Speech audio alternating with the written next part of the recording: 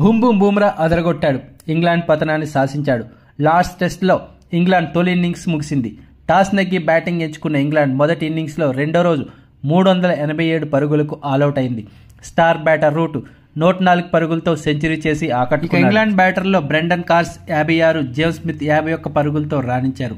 Team India star pacer Bumrah అదరగొట్టాడు.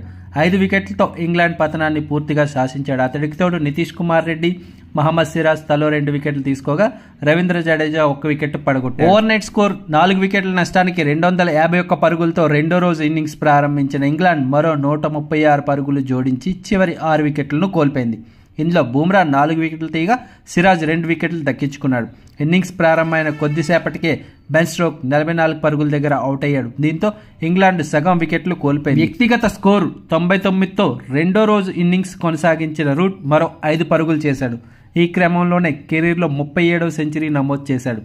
Century తర్వాత కాసేపటికే రూట్ను కూడా బూమ్రా అనే పెవిలియన్కు చేర్చాడు. రూట్ అవుట్ అయిన తర్వాత బంతికే ఆల్రౌండర్ క్రిస్ వోక్స్ ను సైతం బూమ్రా తన బుట్టలో వేశాడు. కానీ ఆ తర్వాత స్మిత్, కార్స్ మంచి పార్ట్నర్షిప్ చేయడంతో ఇంగ్లాండ్ ఇన్నింగ్స్ మళ్లీ నిలబడింది.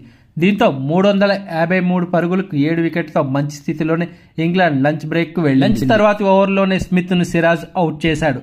ఆ వెంటనే జోఫ్రా ఆర్చర్ ను బూమ్రా అద్భుతమైన బంతితో క్లీన్ బౌల్డ్ చేశాడు. చివరిలో బషీర్ తో కలిసి కార్స్ కాసేపు ఆడాడు. ఈ క్రమంలోనే హాఫ్ సెంచరీ కంప్లీట్ చేశాడు. కాసేపటికే కార్స్ ను సిరాజ్ అవుట్ చేసి ఇంగ్లాండ్ ఇన్నింగ్స్ ను ముగించాడు. దీంతో ఫేస్ కు అనుకూలమైన ఈ పిచ్ పై 9 వికెట్లు ఫాస్ట్ బౌలర్లే పడగొట్టారు. 1 వికెట్ జడేజా స్పిన్నర్ కు దక్కింది. సాధారణంగా బజ్ బాల్ క్రికెట్ తో దూకుడుగా ఆడే ఇంగ్లాండ్ ఏమాత్రం దూకుడు కొనసాగించలేకపోయింది. దాదాపు 2 రోజుల పాటు ఆడిన ఆ జట్టు కనీసం 400 పరుగులు కూడా చేయలేక 387 పరుగులకే ఆల్అౌట్ అయింది.